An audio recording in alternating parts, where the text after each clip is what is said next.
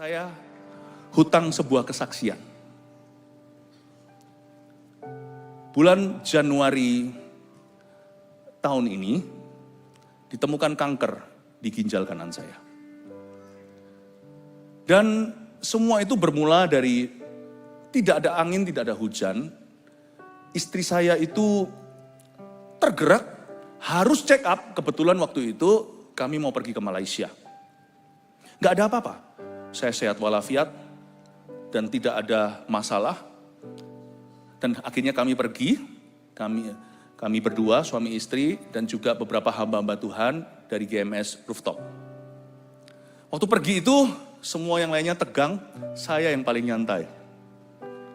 Imannya mungkin yang paling kuat. Tapi saya doa, terus terang saya doakan mereka semua baik-baik semuanya, semua tegang. Tapi tegang-tegang gitu juga malam sebelum check up, makan durian, yang ngawur memang. Akhirnya kami pergi kan, waktu setelah pergi itu check up satu-satu. Semua hasilnya baik, kecuali saya. Dokter berkata, saya mau ketemu dengan Anda, masuklah ke sana. Dokter berkata, ini kanker. Tapi belum bisa ditemukan, karena kalau kanker, kata dokter, yang di ginjal, itu silent killer. Jadi kalau sampai ada gejala, berarti sudah menyebar. Itu nggak bisa dideteksi dengan cek darah doang, atau kalau kita cek lab, blood test, nggak bisa.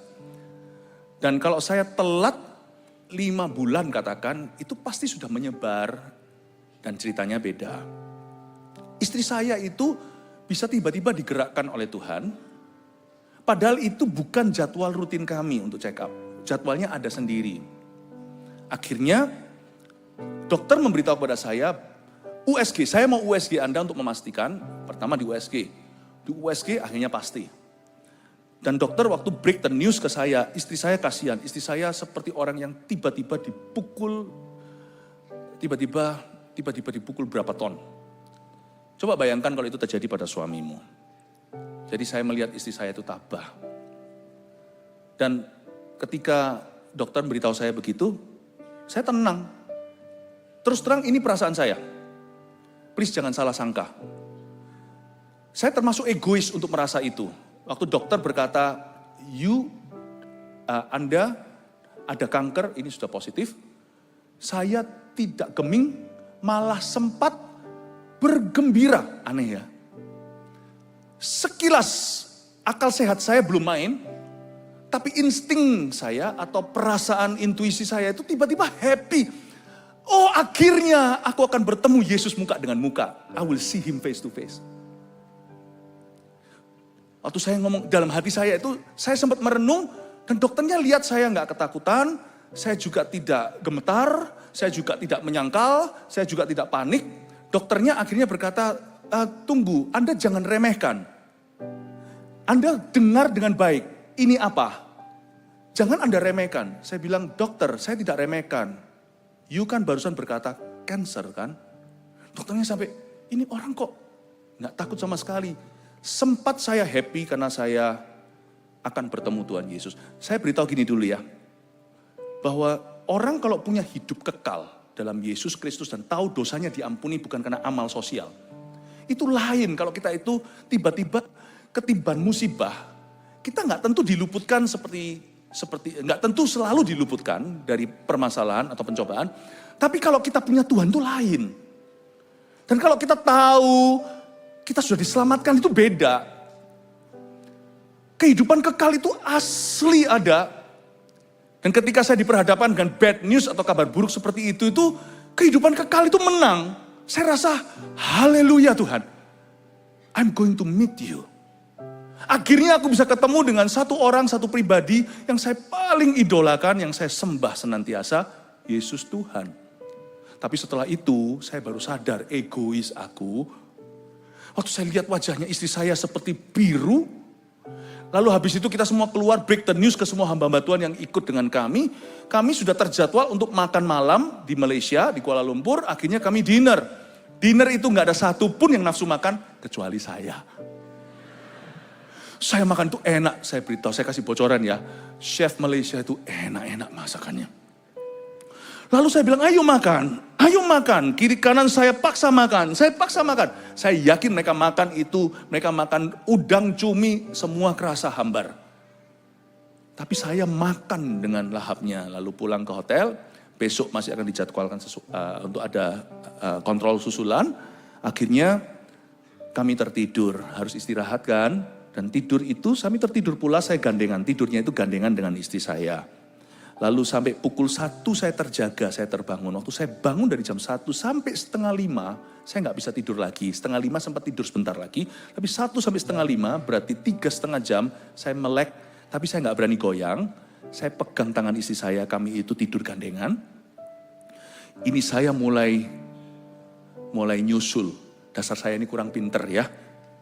Jadi mikirnya telat, tell me namanya. Saya pikir waktu itu besok kan akan dicek lagi. Sudah seperti apa, apakah ada penyebaran dan sebagainya. Waktu saya sebelum dicek itu saya sudah mulai sugesti. Karena minggu itu saya agak sedikit sesek nafasnya. Saya kira sesek nafasnya mungkin karena kecapean. Tapi sampai saya dapat news itu semua akhirnya terjadi gatuk logi, mulai saya kait-kaitkan. Dan malam itu saya tidak bisa tidur. Karena saya waktu dengan tangan satu saya ambil HP saya riset, kalau sampai sudah menyebar ke paru-paru saya, kipas angin namanya, mungkin waktu hidup saya cuma tinggal sebentar. Mungkin 3 tahun, 5 tahun, mulailah matematikanya jalan. Saya bisa nikahkan putri saya, tapi apakah saya juga bisa nikahkan? Tapi saya belum temukan, saya dan mamanya belum menemukan jodoh untuk anak kami kedua Jeremy. Lalu saya paling sedih itu adalah memikirkan Warren, bisakah saya lihat dia wisuda? Dia waktu itu masih SMP. Lalu habis itu wajah jemaat satu-satu muncul di kepala saya. Si ini belum ini, si ini belum itu. Yang ini gimana? Dia belum dewasa. Wajah Anda satu-satu muncul. 3,5 jam itu stres setengah mati.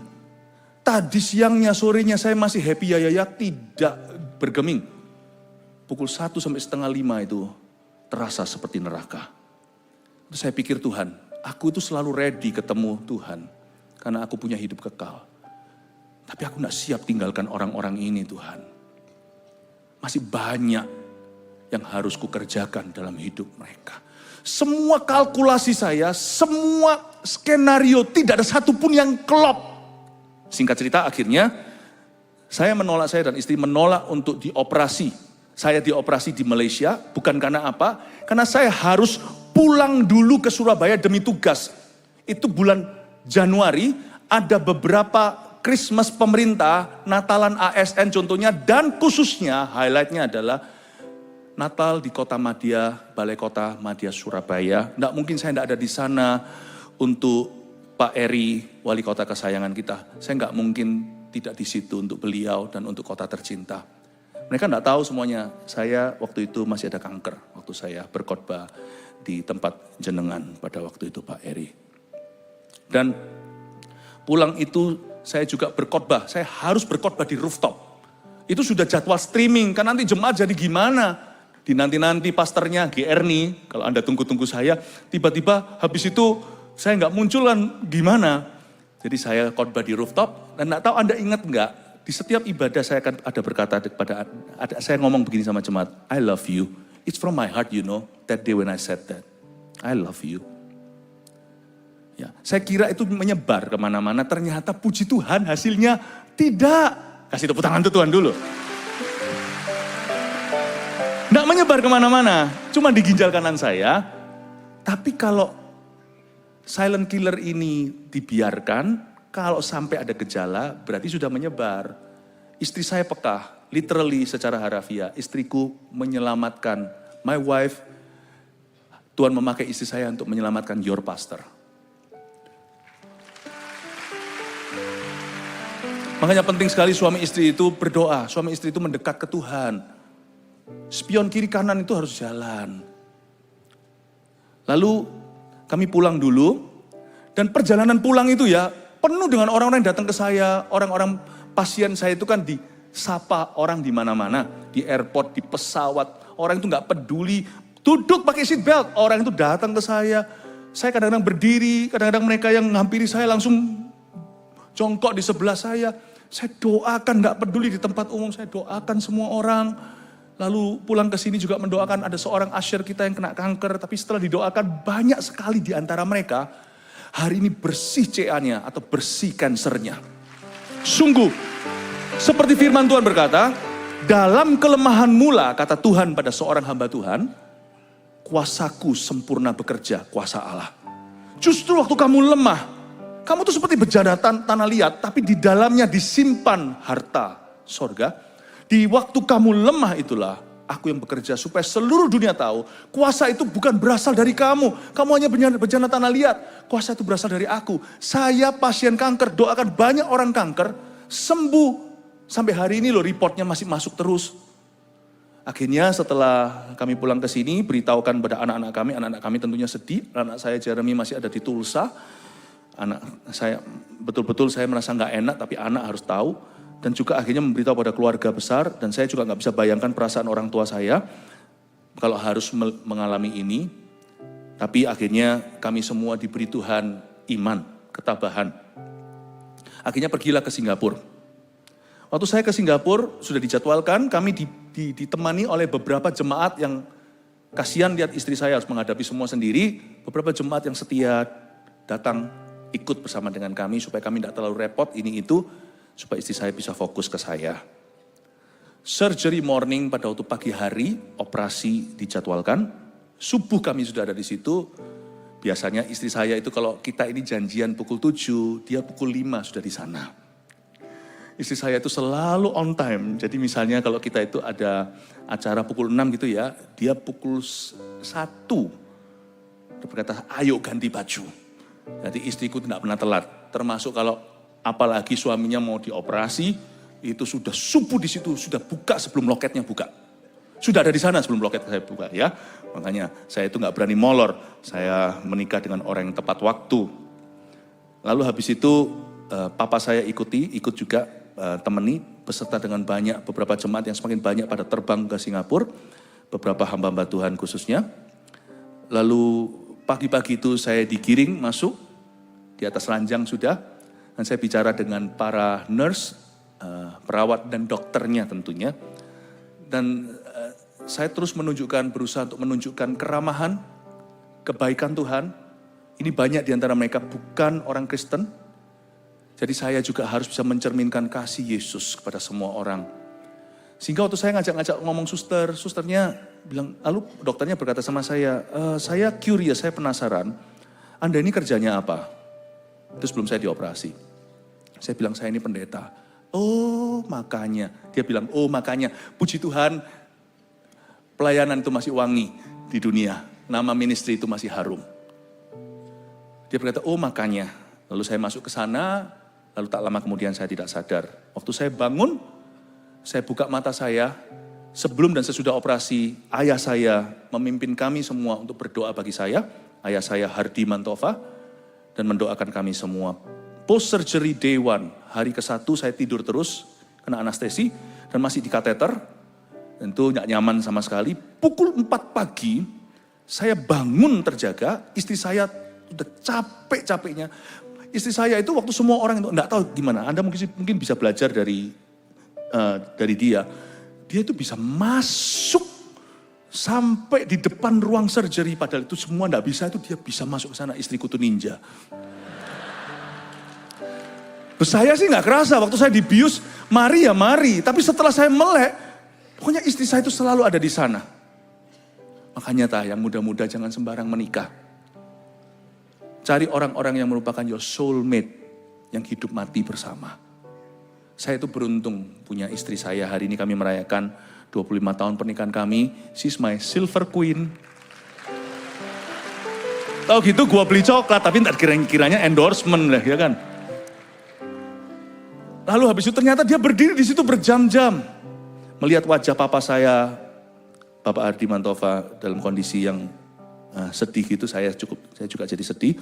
Tapi habis itu saya happy. Waktu saya di arah keluar gitu, anak sulung kami ada bersama dengan kami, anak kedua masih kuliah, nggak mungkin saya ganggu, meskipun dia mau pulang. Tapi saya bilang nggak seserius ini, papa pasti sembuh, don't worry. Anak yang paling kecil masih sekolah, nggak bisa bolos.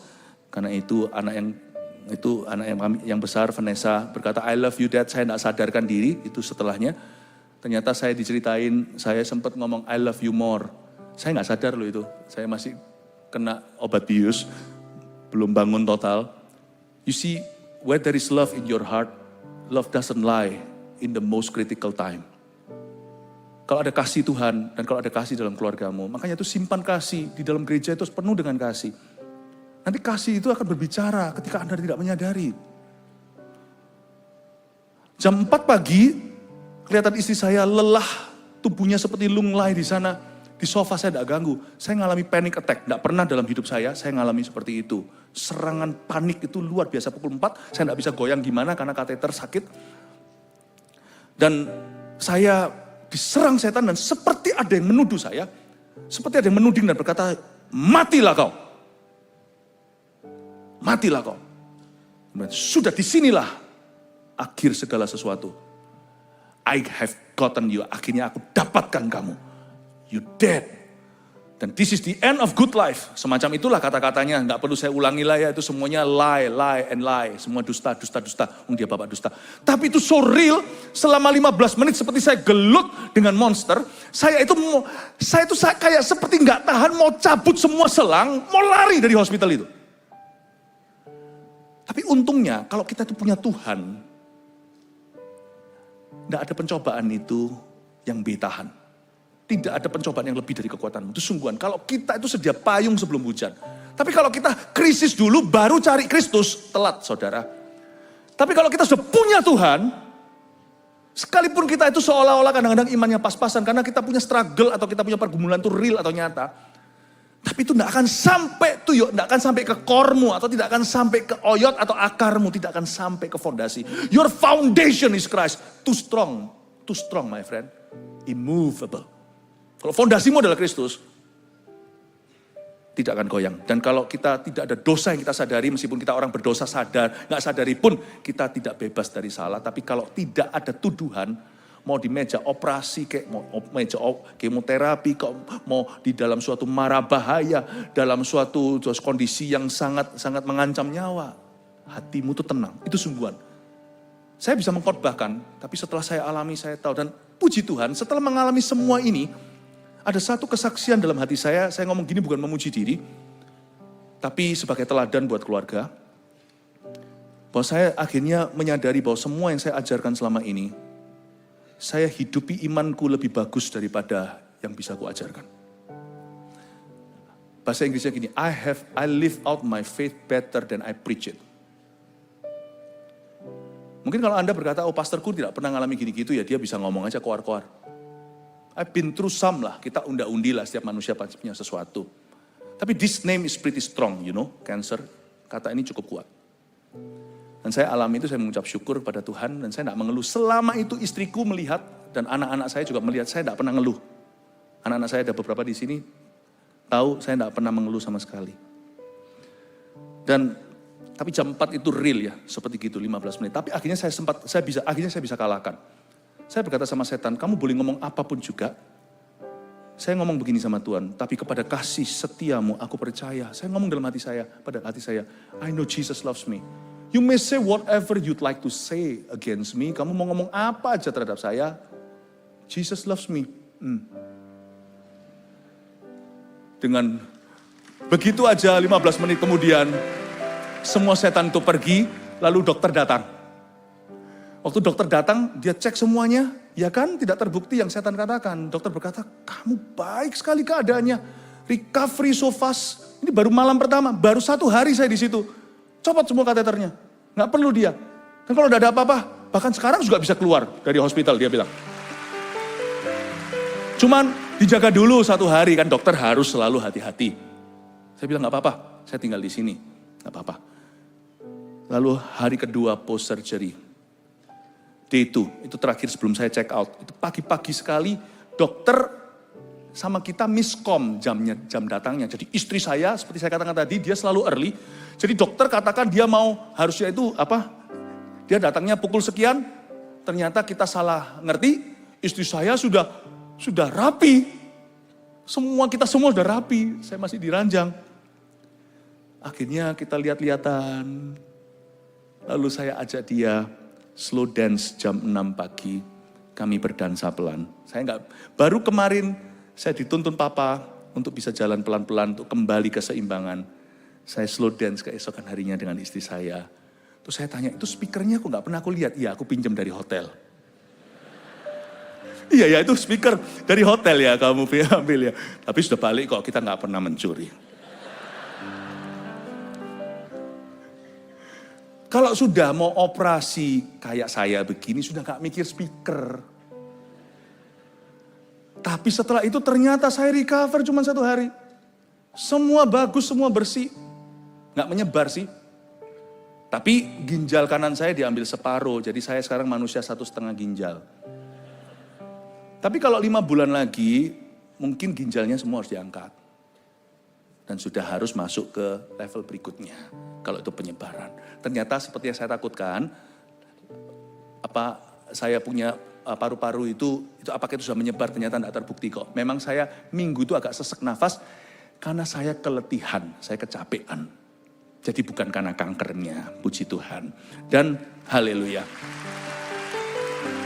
Jam 6 itu setelah slow dance dengan istri saya merasa gini, saya merasa kayak I'm the luckiest man in the world. Saya pria yang paling beruntung di dunia ini.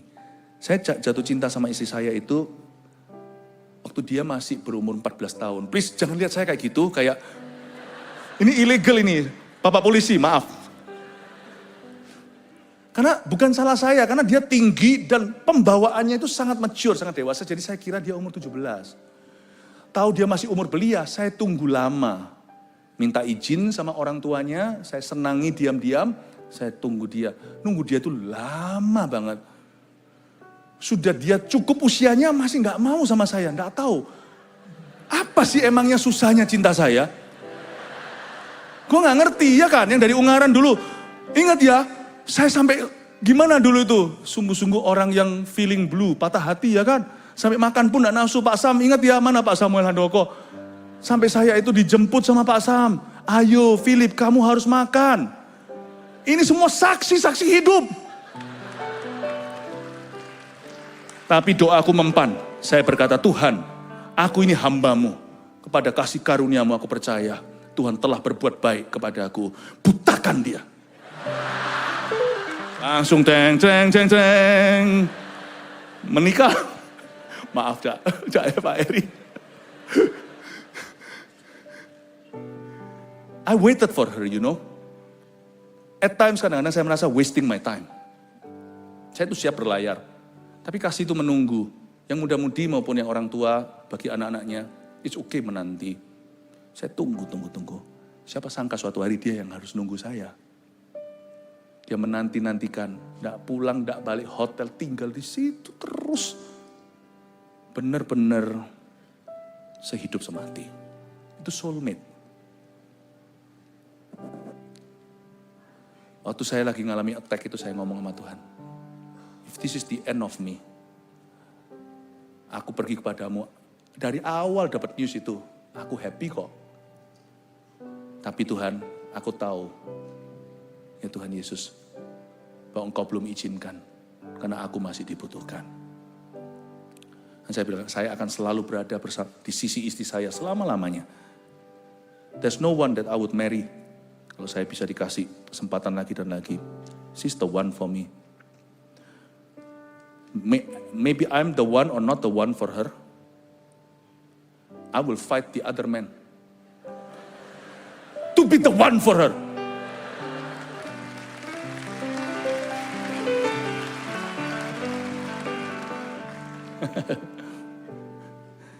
Setelah itu kami check out dari hospital. Suster-susternya senang sekali sama kita. Ketawa-ketawa semuanya senang sekali. Pukul 4 saya setelah sampai ke hospital pulang ke mana? sampai ke hotel, maksudnya kita hanya ke hotel. Saya tidak bisa pulang dulu karena harus kontrol lagi selama beberapa waktu. Di Singapura, akhirnya kami tertidur pulas. Tidur siang, saya jarang tidur siang, bukan jarang, nggak pernah tidur siang. Tapi akhirnya saya tidur siang karena letih sekali.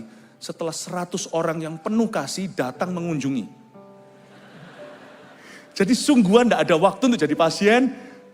Saya selalu ngajak mereka ngobrol, lalu kuatkan mereka, bercanda. Nggak pernah ngeluh sama sekali.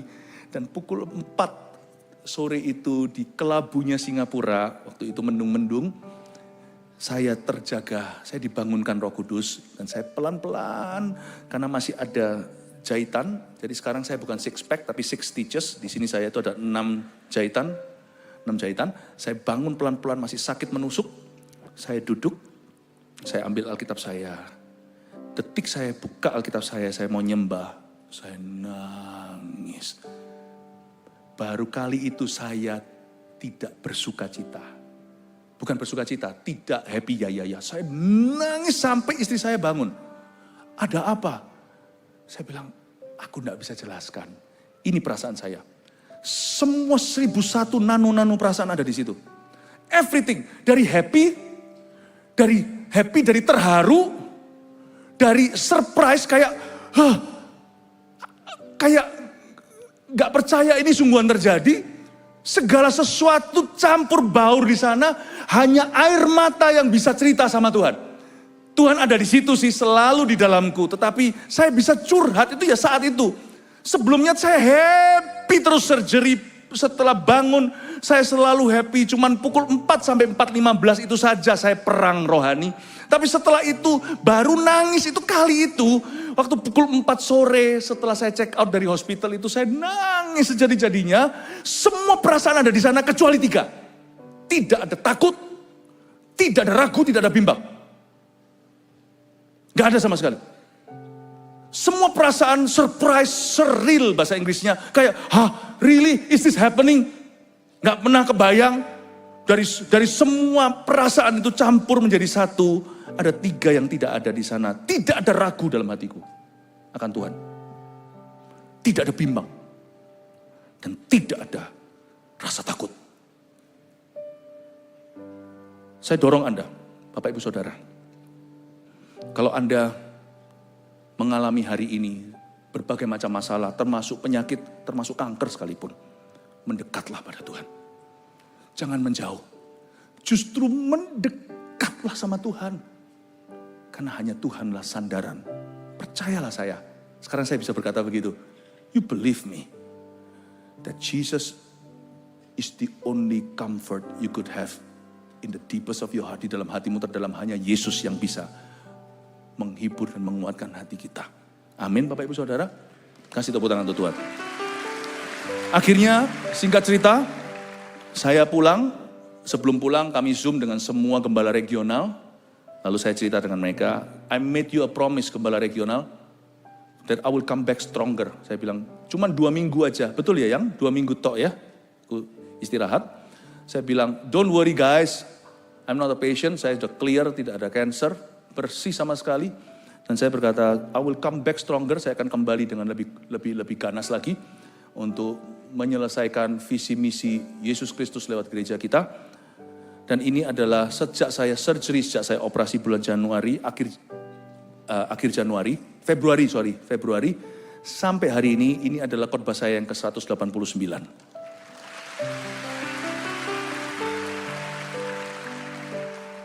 Saya ingin sekali menguatkan Anda yang hari ini, kalau Anda mengalami depresi, kalau Anda mengalami sakit penyakit, masalah rumah tangga, dan masalah dalam pekerjaan, izinkan saya lewat acara hari ini, acara istimewa, tetap lakonnya adalah Anda, bukan saya dan istri saya.